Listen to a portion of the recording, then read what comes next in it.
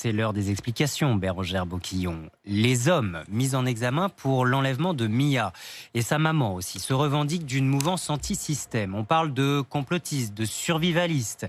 À quel mouvement, à quelle organisation appartiennent-ils vraiment, Bérengère ? Ils se présentent comme des dissidents du système. Ils dénoncent une dictature sanitaire et ils estiment être des résistants à cette barbarie. Certains sont anti-masques, anti-vaccins, anti-5G, mais ils n'appartiendraient pas à un mouvement à proprement parler. En tout cas, c'est pas clair pour le moment. Le procureur de Nancy, hier, parlait plutôt d'une communauté d'idées qui les rapproche. Pas plus, des idées dures, des idées anti-étatiques, a-t-il dit.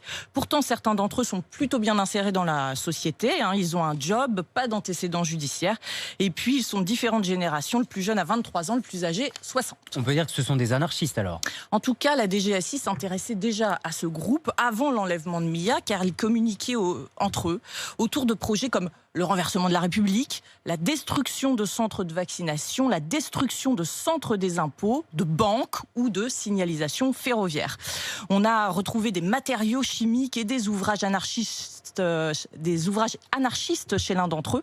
Un de ces ouvrages traitait de la confection d'explosifs. Tout cela est en cours d'investigation. A priori, rien à voir avec un enlèvement. Pourquoi ont-ils participé à l'enlèvement de Mia ? C'est pas par hasard que ce groupe a accepté d'enlever Mia. L'enlèvement d'enfants confiés à l'aide sociale à l'enfance, la DAS, c'est aussi un des objectifs de ce groupe. D'abord parce que l'aide sociale à l'enfance, c'est une institution dirigée par l'État, ce qui ne plaît jamais aux anarchistes.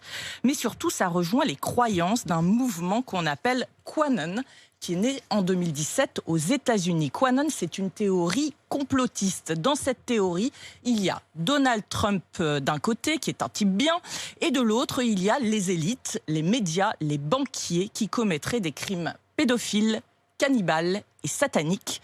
Et c'est pour ça qu'ils cherchent à récupérer des enfants tels que Mia. Donc il y a vraiment des gens qui croient à ça ? Oui. Et d'ailleurs, il y a pas mal de monde, figurez-vous, qui croit à ça, non seulement aux États-Unis, mais aussi en France. La lettre Q, qui signifie QAnon, en rouge et noir, a été taguée place de la République à Paris, en marge de manifestation des Gilets jaunes. Et ce mouvement a grandi en France avec la pandémie. Le groupe Facebook francophone QAnon avait dépassé les 30 000 membres avant d'être supprimé par Facebook en octobre dernier. On ne sait pas pour le moment si les 5 mis en examen dans l'affaire Mia sont des adeptes de cette secte, mais la mère de Mia, elle, a écrit sur Facebook l'an dernier « Ils envoient leur larbin des services de protection de l'enfance enlever des enfants. Ces enfants sont destinés à alimenter le réseau pédocriminel sataniste. Elle est donc bien, elle, une adepte de QAnon. » D'autres se décrivent comme survivalistes. Qu'est-ce que les survivalistes viennent faire dans cette histoire ? Alors attention, il y a plusieurs catégories de survivalistes. Il y a les décroissants écolos qui veulent se passer du supermarché et réapprendre à tuer le cochon, plumer sa poule et connaître toutes les herbes. Parce qu'on ne sait jamais ce qui peut se passer dans l'avenir, notamment avec le changement climatique, et donc il vaut mieux savoir se débrouiller. Oui.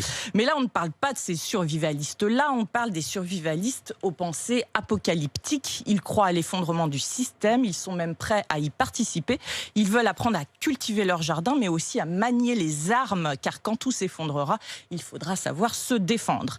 D'ailleurs, le survivalisme est né pendant la guerre froide aux États-Unis et il a poussé certains Américains à construire des bunkers dans leur jardin.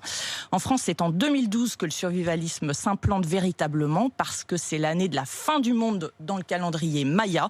Certains groupes survivalistes français sont désormais classés parmi les sectes. Ce qui est donc sûr, finalement, c'est que l'enlèvement de Mia a été commandité et exécuté par des personnes aux dérives sectaires.